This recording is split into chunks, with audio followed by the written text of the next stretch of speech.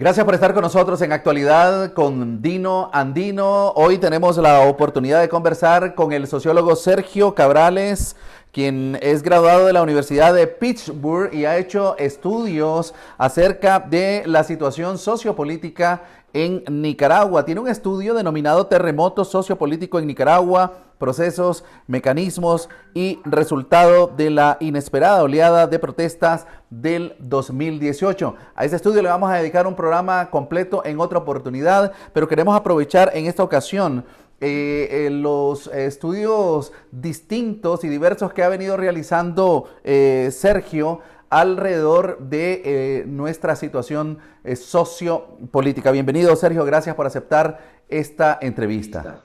Muchas gracias, don Dino. Gracias por invitarme. Sergio, en este momento la noticia más relevante y destacada en los medios de comunicación y en el país es precisamente el informe que acaba de dar a conocer la Organización de Naciones Unidas en su División de Derechos Humanos a través de su representante Michelle Bachelet. Evidentemente, Nicaragua una vez más salió derrotada en el campo de la diplomática. Y digo Nicaragua para referirme al gobierno. Para ser más específico, Daniel Ortega una vez más fue derrotado en un foro mundial. Y es curioso cómo inmediatamente ellos reaccionan y dicen que no está apegado a la realidad este estudio. ¿Cuál es tu criterio acerca del informe de Naciones Unidas? Esto corresponde a un mecanismo que precisamente ha estado presente desde que inició la oleada de protestas y que precisamente ha movido toda la movilización que hemos experimentado desde abril. Y este es un mecanismo que es de la certificación internacional, es decir, cómo la comunidad internacional ha estado precisamente atenta de la situación en Nicaragua, sobre todo vinculada a la vulneración de derechos humanos. Es decir, corresponde a una situación que nosotros ya hemos venido observando, o sea, desde informes de la Organización de Estados Americanos, con la CIDH, organizaciones internacionales como Amnistía Internacional, Human Rights Watch y otras organizaciones que están monitoreando la situación. Entonces, corresponde a todo un repertorio que ya hemos venido observando. En este sentido, adquiere mayor relevancia porque precisamente son las Naciones Unidas pronunciándose con fuerza, con contundencia, al mencionar que sí hay violaciones fuertes, graves a los derechos humanos. Pero no hay que olvidar que es parte de esa naturaleza, pues de un mecanismo que está certificando la oleada de protestas que el país ha vivido y está alertando sobre las violaciones que esto ha conllevado. Sergio, ¿cuáles son los aspectos a destacar del informe de Michelle Bachelet? Precisamente que en Nicaragua, en toda la oleada de protestas y sobre todo posteriormente a la oleada de protestas, se desataron violaciones graves a los derechos humanos. En algunos casos y otros organismos van a ir un paso más adelante y decir que esto corresponde a delitos de lesa humanidad. Corresponde también y subraya que la comunidad internacional tiene que hacer más presión para pedir cuenta de lo que ha sucedido en este país. ¿Cuál es tu opinión sobre la descalificación del gobierno nicaragüense a este informe? Un informe que está basado en estudios científicos que se realizaron mientras estuvieron presentes allá los especialistas de derechos humanos de la ONU en Nicaragua, y que al mismo tiempo también está basado en una serie de denuncias que la sociedad civil viene interponiendo y documentada además, no solamente desde el punto de vista de documentos escritos, sino a través de videos, fotografías que dejan en evidencia toda el proceso de tortura, de represión y todo lo que ya conocemos de parte del gobierno. Pero ¿cuál es tu criterio? ¿Cómo ellos logran, a pesar de todo esto, desmentir el informe? Este mecanismo que el gobierno utiliza, esta respuesta que el gobierno tiene a este tipo de informes, no es nueva, la venimos observando prácticamente desde el inicio de las protestas en abril y corresponde pues a demeritar estas acusaciones bajo el calificativo de una interferencia en asuntos internos. O sea, no es algo nuevo ni siquiera para la forma en que los gobiernos responden a este tipo de acusaciones. Sucede no solamente en Nicaragua, ha sucedido en otros países que han atravesado situaciones de violaciones de derechos humanos. Entonces, no hay que asustarse, no hay que sorprenderse, corresponde a una reacción natural que puede tener el Estado, pero que sí muestra la falta de voluntad para resolver una crisis que galopa, que se extiende y que ya pues ha generado un saldo fatal serio. ¿Qué impacto va a tener en la dictadura este informe? Demerita precisamente aún más la situación a nivel internacional, sigue certificando a nivel interno lo que el país está viviendo, pero también quita calificativos y argumentos al gobierno porque está presentando evidencia, como mencioné anteriormente, no es el primer informe que se tiene al respecto, la represión está sumamente documentada por distintas organizaciones, investigaciones privadas, como este informe que usted mencionó al comienzo, que he elaborado, también con relatos personales de muchas personas, la ciudadanía de a pie puede documentarlo y precisamente hay evidencia completa que demuestra el estado de la represión en el país. En 7 mecanismos que se han identificado, que también lo subraya este informe de la ONU en distintas formas, con distintos calificativos, desde la subestimación a los que están protestando, llamándoles de distintas formas, con distintos calificativos, la manipulación mediática y la censura, que ya conocemos sus consecuencias, la creación de leyes y reglamentos que son de carácter dudoso, entre ellas la prohibición de las protestas, que sabemos que es inconstitucional, el acoso a los manifestantes, que sabemos están presentes en las afueras de las casas, los acosan en las redes sociales, los persiguen precisamente, el arresto y los enjuiciamientos que ya hemos visto, la privación de empleos y de carreras a los estudiantes que participaron, por ejemplo, y a las personas que dentro del Estado o vinculadas al Estado se relacionaron en las protestas y ahora han sido despedidas. Y por supuesto, lo más grave de todo es la violencia directa, estatal o paraestatal. Todo esto ha sido documentado no solo por la ONU en este informe, un informe más, insisto, pero fuerte porque viene de una organización sumamente reconocida, pero más bien valida y genera aún más evidencia de la grave situación de derechos humanos que el país tiene y que es urgente que la comunidad internacional se pronuncie. Ahora, ¿en qué va a redundar esta nueva condena? Precisamente la diplomacia actúa lento, como bien sabemos, y lo hemos estado viendo, hemos sido testigos, nos hemos graduado en los últimos meses en diplomacia en Nicaragua, pero también nos hemos dado cuenta que funciona lento. En cierto modo, lento, pero contundentemente. Esperemos que esto se traduzca, en cierto modo, en sanciones, como ya se han realizado de forma unilateral, sobre todo por parte de Estados Unidos, pero que esto dé paso para una apertura de sanciones y de presiones internacionales que lleven, no necesariamente a sancionar por sancionar, sino que lleven y generen las condiciones para un nuevo espacio de diálogo que los movimientos sociales en Nicaragua en este momento están preparando las condiciones para eso.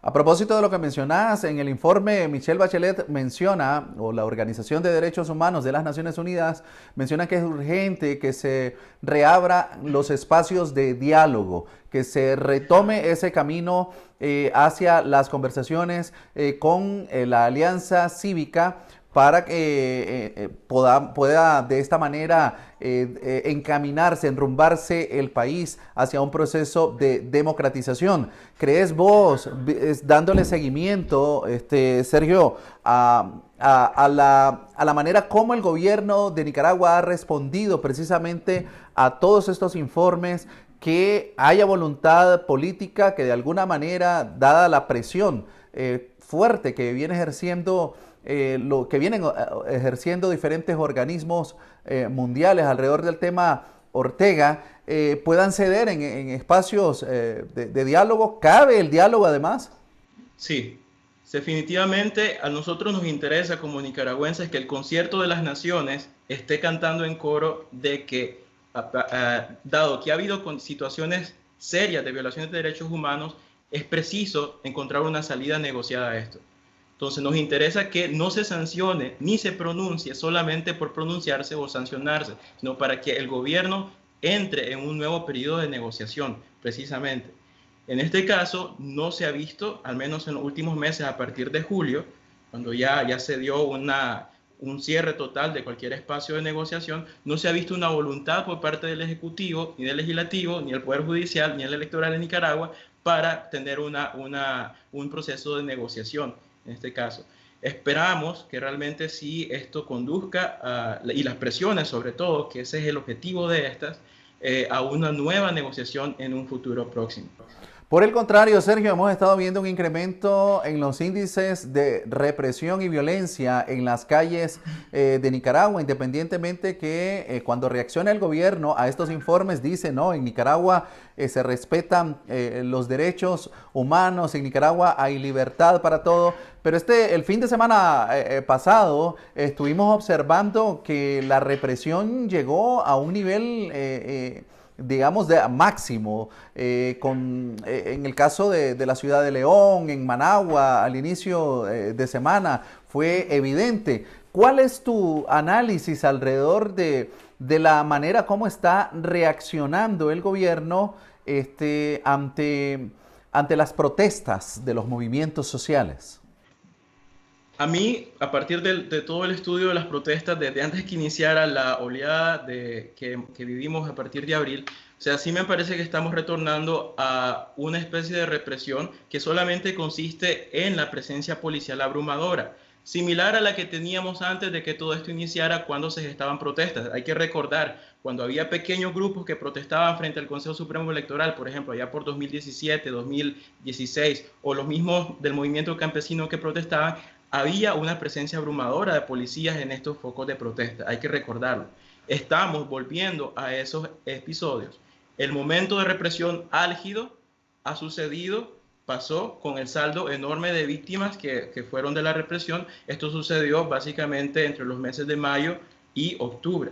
Y a partir de octubre, en protestas no se ha registrado, en protestas, subrayo, no se ha registrado un solo fallecido. Se han registrado personas que han sido detenidas y que posteriormente han sido liberadas. O sea, se mira como esa reducción de la represión estatal a la protesta, pero que consiste precisamente en abrumar para desmovilizar a las personas que intentan ocupar estos espacios públicos. Y eso, sin duda, tiene su efecto. Correcto, precisamente a eso iba. O sea, ¿cuál es el objetivo? ¿Cuál es la razón? ¿Qué es lo que ellos quieren alcanzar con esto? Nosotros sabíamos...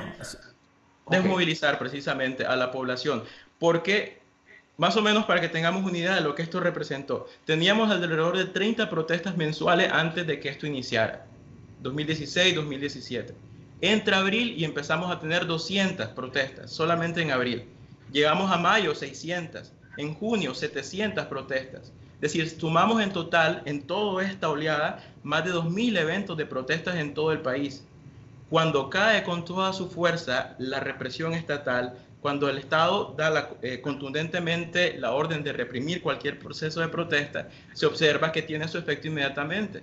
Y en el último trimestre de 2018 y los primeros 2 meses de 2019, solamente tuvimos 51 protestas, pequeños episodios de protestas como los que hemos visto, piquetes express, algunas declaraciones, pronunciamientos que se ven precisamente, siguen manteniendo precisamente esas demandas concretas, pero que efectivamente fue exitosa la contramovilización que el Estado demostró, ese operativo para desmovilizar a las personas. Evidentemente hay un compromiso de parte de Ortega y Rosario Murillo hacia su militancia por no volver a ceder las calles que fueron tomadas en abril. Exacto, y es parte del discurso, es parte de la racionalidad de todo este operativo de contramovilización, de desmovilizar a la ciudadanía que abrumadoramente salió a las calles, pues. Bueno, hay otro aspecto que sí me gustaría agregar en este análisis, Sergio, y es que independientemente que en las ciudades se haya estado viendo de manera muy particular el acto de represión y no de asesinatos, en la montaña, en los lugares más recónditos de nuestro país, los crímenes continúan. ¿Cuál es la diferencia en cuanto a esto? ¿Por qué en la ciudad han estado reprimiendo únicamente y en el campo siguen asesinando? Precisamente esto corresponde a una evolución de los tipos de represión que el Estado ha ejecutado. Seguimos viendo episodios como le mencionaba, de los 7 modos que le mencioné anteriormente, seguimos viendo momentos de violencia directa, pero que ahora ya no se mira precisamente en manifestaciones públicas como las que vimos en las grandes masacres de mayo, por ejemplo, o en la masacre de Carazo, que eran episodios de protesta. Elvira Cuadra, una investigadora que conocemos mucho en Nicaragua, precisamente ha abordado esto y ella caracteriza que en este momento específico del conflicto, de la crisis sociopolítica en Nicaragua, lo que se está viendo es una represión selectiva, sobre todo para estas personas que participaron en las protestas, pero que no se visibilizaron tanto. Es decir, quienes no se han visibilizado tanto y participaron en protestas están corriendo el riesgo de ser víctimas de esta nueva modalidad de represión. Es selectiva y sobre todo en el interior del país, como usted lo menciona. ¿Cómo no? Sergio, al haber logrado la dictadura de Ortega dispersar o disolver las grandes manifestaciones, ¿cómo puede entenderse esto? ¿Cómo puede interpretarse? Es decir, ¿ha logrado la dictadura neutralizar la protesta, el camino hacia una libertad, hacia la caída de la dictadura, o simplemente se ha modificado la manera de hacer la lucha? Sí, hay que ser claros con esto y también ser optimistas al respecto. La oleada de protestas en determinado momento tuvo la idea de que esto se iba a realizar de una forma revolucionaria, en ese episodio concreto de demandas revolucionarias, un cambio de régimen inmediato con la salida y la exigencia de la salida del presidente Ortega y todos sus funcionarios. Efectivamente, la represión llevó a caer en conciencia de que no se podía solucionar de esta forma. En este momento, después de que la oleada de protestas de lleno ha concluido, se puede estimar de que ha habido un producto que no se está estimando lo suficiente, y es la creación de un movimiento nacional, social, azul y blanco, precisamente con distintas facciones, esto lo podemos abordar después, con distintas facciones que está sacando adelante esta demanda, ahora ya transformada, y sigue persistente con esa demanda de democratización y justicia. Este ha sido uno de los grandes logros de la oleada de protestas que se sigue subestimando, pero que tiene todo el potencial de generar un cambio de esa situación política del país, que ahora ha llevado, con muchos indicadores, a caracterizar a Nicaragua como un régimen autoritario. Y aquí una pregunta más directa en la misma dirección. ¿Está desarticulada la lucha de los movimientos sociales o solamente se han modificado en su manera de hacer la lucha? No se puede afirmar de que está desarticulada, o sea, podemos hablar en dos niveles. A nivel macro, sabemos de que hay una sola identidad, azul y blanco, distintos grupos que se asocian a esto usando los mismos símbolos, la bandera, las mismas consignas, la misma demanda, democratización y justicia. Lo que sí se puede hablar es que a nivel micro, sí hay como pequeñas facciones que tienen distintas visiones, número, unidad, compromiso dentro de la lucha. En particular, pudiera identificar 3 facciones distintas en específico, y distintos grupos se pueden poner en este caso en cada una de esas categorías. Los institucionalizados, que son aquellos que han recibido, por ejemplo, la certificación internacional para decir, ustedes son los que van a negociar, y están en este momento organizando, estructurándose y canalizando las demandas de muchas formas. Es fácil ubicar dentro de esa categoría a la Alianza Cívica y a la Unidad Nacional Azul y Blanco. La teoría va a decir que estos grupos institucionalizados tienen mayor probabilidad de conseguir las demandas que están planteando, si se institucionalizan, si se organizan, si se estructuran.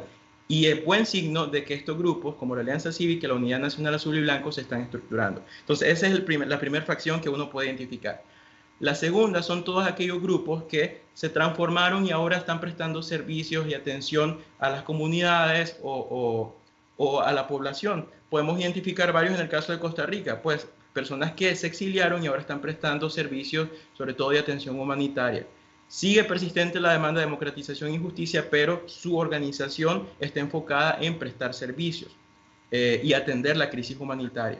Y finalmente, la tercera facción que uno puede identificar son los radicalizados, que son pequeños grupos, personas que siguen insistiendo en que es momento de tomar armas. Precisamente, positivamente, estos grupos no han tenido tanta cabida, pero siguen insistiendo y uno puede encontrar ciertos discursos en algunas partes del país e incluso en la comunidad de exiliados. También se puede identificar dentro de este caso personas que insisten en desarticular cualquier tipo de estructura y oponiéndose, por ejemplo, a la Alianza Cívica, a la Unidad Nacional Azul y Blanco, pero no desde una perspectiva crítica, sino diciendo que no hay que institucionalizar la lucha, es decir, hay que radicalizarla. Esta sería la tercera facción.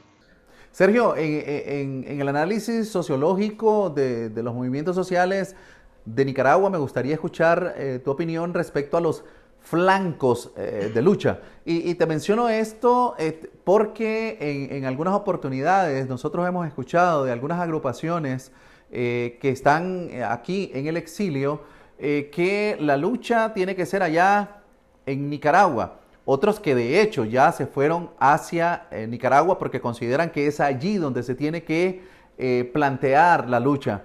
Pero existen otros flancos, hay agrupaciones que están dedicadas a lo que vos dijiste, a hacer labores humanitarias, otros hacen o brindan apoyo logístico a las agrupaciones que están en Nicaragua para poder realizar protestas. Otros en el campo de la diplomacia, es decir, se hacen lobby en los Estados Unidos y en Europa para acelerar el proceso de sanciones. Ante esa realidad, ¿vos crees que todos nosotros, los nicaragüenses, tenemos que regresar a Nicaragua o tenemos que ver esta lucha como algo diversificado en el sentido de que existen objetivos distintos?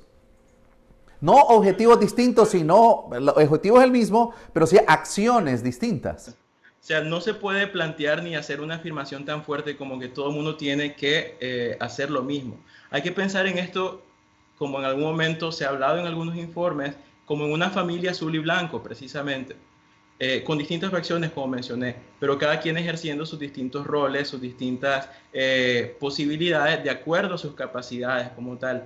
Es decir, vamos a encontrar gente que está organizándose desde el exterior. Uno puede ver eso sobre todo en ciudades donde están cerca las embajadas, precisamente, o los consulados de Nicaragua. Comunidades enteras de nicaragüenses organizándose para protestar, ejercer presión o acoger a la comunidad de refugiados o exiliados de la crisis política. Entonces, esa es una forma de colaboración. Otra forma de colaboración es como usted mencionaba, pues la gente que está en el proceso de negociación o apoyando estos procesos de negociación. Otra forma de apoyar esto precisamente es insistir en la movilización, precisamente participando en las protestas, de alguna otra forma las que han quedado, o sirviendo a la comunidad de exiliados en el extranjero, contribuyendo con los estudios, contribuyendo con los análisis de todo esto, pronunciándose, haciendo presión. Hay una categoría interesante que también en sociología ayuda a explicar este proceso sobre todo cuando ha habido una revuelta aplastada, porque se puede hablar de esto, y es la resistencia diaria desde el sin poder, precisamente. Y creo que los nicaragüenses están manifestando esto de muchas formas, desde formas humorísticas, precisamente a seguir rechazando esta opresión y la represión, sobre todo desde la típica picardía nicaragüense, hasta la presencia continua y pronunciamientos continuos en las calles, las murmuraciones que se dan en las calles, que se dan en los centros comerciales, las parroquias, los templos, contra el régimen. ¿Qué tan importante, Sergio, perdón, qué tan importante es a tu criterio el tema de la denuncia internacional que se realiza a través de diferentes flancos? Hemos visto a varias agrupaciones y actores sociales en la ONU denunciando desde estos medios de comunicación el trabajo que realizamos nosotros también. Te puedo poner un ejemplo. No hace mucho estuvimos en la frontera de Costa Rica con Nicaragua, por donde ingresó un pelotón del ejército violando la soberanía de Costa Rica y donde asesinaron a un joven nicaragüense.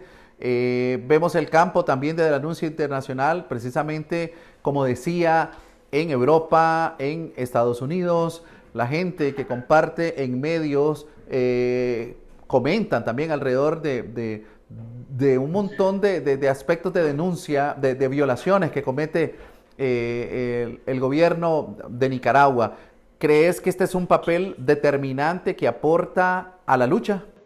Claro, eso representa hasta cierto punto una especie de activismo transnacional, por decirlo de alguna forma. Seguimos haciendo activismo, se sigue haciendo activismo desde más allá de las fronteras del país.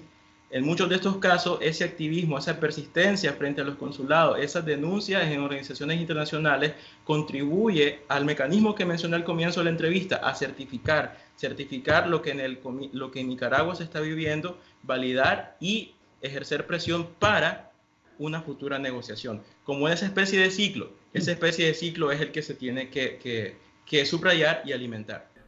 Sergio, quiero irme un poco hacia atrás en el estudio, en los análisis que tal vez vos, estoy seguro, has venido realizando y que sé que están incluidos en este análisis que hiciste, terremoto sociopolítico en Nicaragua. Al inicio de la lucha vimos una articulación completa de los movimientos sociales, todos unidos en contra de la dictadura. Pero luego vimos el momento en que llegó el diálogo nacional. Se ha dicho hasta la saciedad que eso lo usó Daniel Ortega para ganar tiempo y así lograr desarticular a las protestas masivas y ganar nuevamente las calles. Y esto provocó lo que algunos han denominado muchas divisiones entre los movimientos sociales.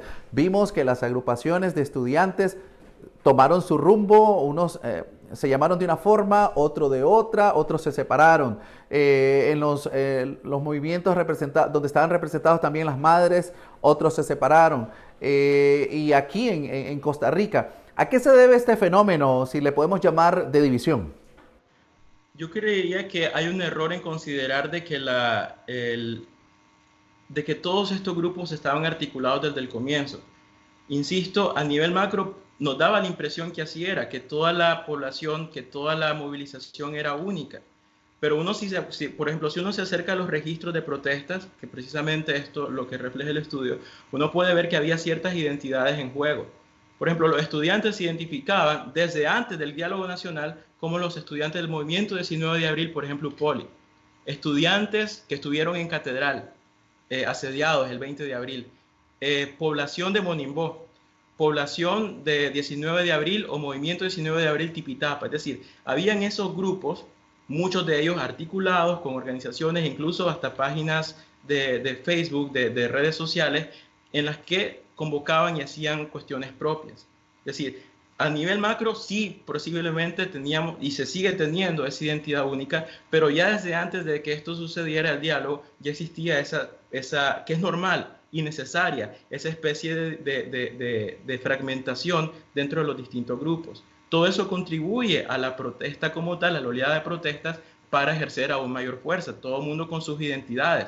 O sea, uno podía ver, por ejemplo, en el 28 de abril, las feministas participando en marchas convocadas por la Iglesia sin perder su identidad como tal, considerándose como organizaciones feministas. Es decir, no hay que demonizar la división dentro de la misma familia. O sea, eso es una riqueza que puede generarse dentro de este movimiento. Al contrario, se convoca precisamente a la unidad dentro de la diversidad. Y el diálogo nacional, precisamente, lo que genera es eso, las condiciones para darnos cuenta de la posibilidad que puede generarse tras un esfuerzo único dentro de la diversidad. Et pluribus unum, dicen por ahí. Interesante ese aspecto. Alguien aquí en Costa Rica en una reunión decía, no importa si si existen 126 organizaciones aquí en Costa Rica, porque eso es el número de organizaciones que hay. Lo importante es que todos, independientemente que tengamos acciones distintas, estemos unidos por un mismo objetivo, y es la caída de la dictadura. Esto en sociología es un análisis que se ha realizado. Claro, claro, o sea, y de hecho, como mencionaba, es normal la fragmentación, pero lo que contribuye a un éxito de la consecución de las demandas, es decir, de ver realizadas las demandas, que en este caso es democratización y justicia, es que a pesar de la fragmentación, hayan esfuerzos de alianzas, coordinaciones, creación de estructuras comunes, es decir, que aunque yo sea de movimiento X, y aunque yo sea de movimiento Y, yo puedo establecer alianzas y puntos comunes con otros. Eso es lo que genera la consecución de las demandas, esa capacidad de abrirse, negociar y sentarse en una mesa común, cada cual con su silla, cada cual con su taburete, como dice una canción, y contribuyendo a la demanda que se está pidiendo. Es decir, sin perder la identidad propia, pero en una demanda común. O sea, es buena la fragmentación siempre y cuando se preste y contribuya y tenga espíritu de aliarse con otros sectores.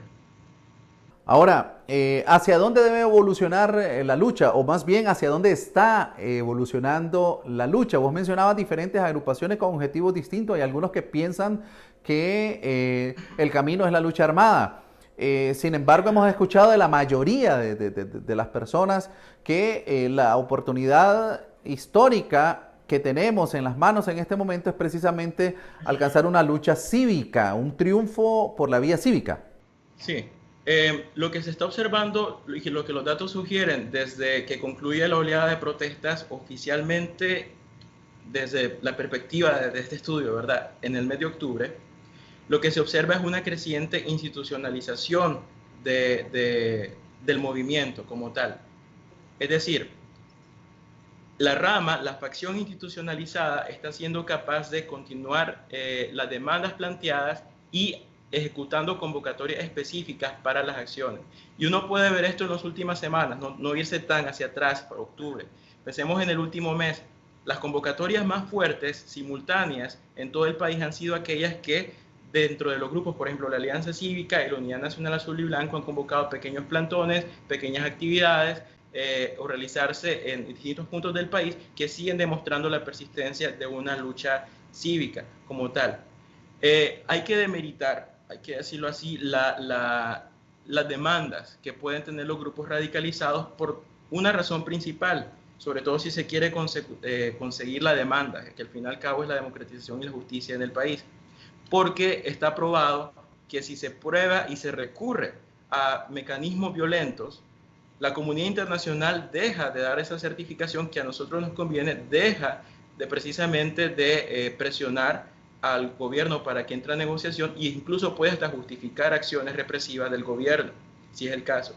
Deja también, no conviene en términos sociales y económicos una salida más radicalizada, precisamente porque con la historia del país sabemos que eso no solamente genera un ciclo del cual es difícil salir. Entonces, como usted mencionaba, estamos en un momento único que hay que aprovechar y apostar por esa institucionalización de estas demandas y ponerle el esfuerzo a esto.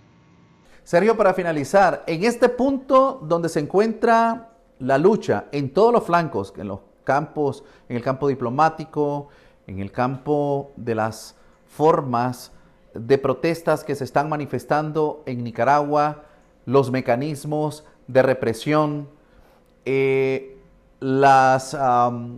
los pronunciamientos y acciones de organismos internacionales como las Naciones Unidas, la Organización de Estados Americanos, la amenaza latente de la aplicación de nuevas sanciones de Estados Unidos y Europa. Visto todo este panorama, ¿hacia dónde se enrumba la lucha de Nicaragua? ¿Cuál es tu criterio y tu análisis? Yo diría dos cosas en específico. Lo que sí se puede controlar en este caso por parte del movimiento es crecer en institucionalidad, estructura y demanda y fuerza. Seguir mostrando esa capacidad que tiene ese movimiento, esa familia azul y blanco, en número, en compromiso, en valor y en unidad. Esas cuatro características que yo diría, o sea, como fuertes, que tienen que trabajar, sobre todo desde la institucionalización. Eso es lo que se puede hacer y que está dentro de las posibilidades de la oposición, por decirlo de alguna forma. Lo que no se puede controlar es la voluntad y la respuesta del gobierno. En este caso es solamente seguir insistiendo en que la comunidad internacional presione para que el gobierno tenga una respuesta pronto a esto, porque lo que se está viviendo en el país es una latencia y una artificialidad peligrosa, que al fin y al cabo puede volver a generar una situación de inestabilidad sumamente fuerte al gobierno. O sea, al fin y al cabo podemos observar que el gobierno se puede sentir presionado o estará presionado para volverse a sentar, sea por la comunidad internacional, sea por una situación interna que vuelva a presionar al gobierno, no tanto ya en protestas, porque al menos bajo estas condiciones no se percibe un repunte como el que vimos en abril, pero sí una situación más como una crisis económica o una división incluso dentro del mismo partido. Habría que ver cuál pudiera ser esa fractura dentro de ese terremoto, dentro de esa placa tectónica que es el Frente Sandinista y el Estado, entre la que se pueda partir a una negociación. ¿Va a ceder el gobierno ante la presión nacional e internacional? ¿Vos ves eso cercano? Bueno, hay que recurrir a la evidencia histórica, efectivamente. En el momento en otros momentos en los que parecía que el gobierno no iba a ceder a una presión internacional e incluso a un acercamiento bilateral con algunos países precisamente, el gobierno termina haciéndolo. O sea, no hay que descartar esa posibilidad. En este momento nos da la impresión que no es así, pero es posible que se den algunos acercamientos y se genere precisamente alguna o se pueda ceder a algunas de las demandas de la comunidad internacional. Muchas gracias, Sergio. Muy amable por tu análisis. Gracias, don Lino. Gracias. Gracias a ustedes, seguidores de Actualidad Continua Andino. Sergio Cabrales, graduado de la Universidad de Pittsburgh, sociólogo nicaragüense, quien nos hizo un análisis completo acerca de la realidad sociopolítica de nuestro país. Continúe informándose con nosotros. Síganos siempre en todas nuestras plataformas digitales como Actualidad con Dino Andino. Comparta, por favor, esta entrevista. Buenas noches.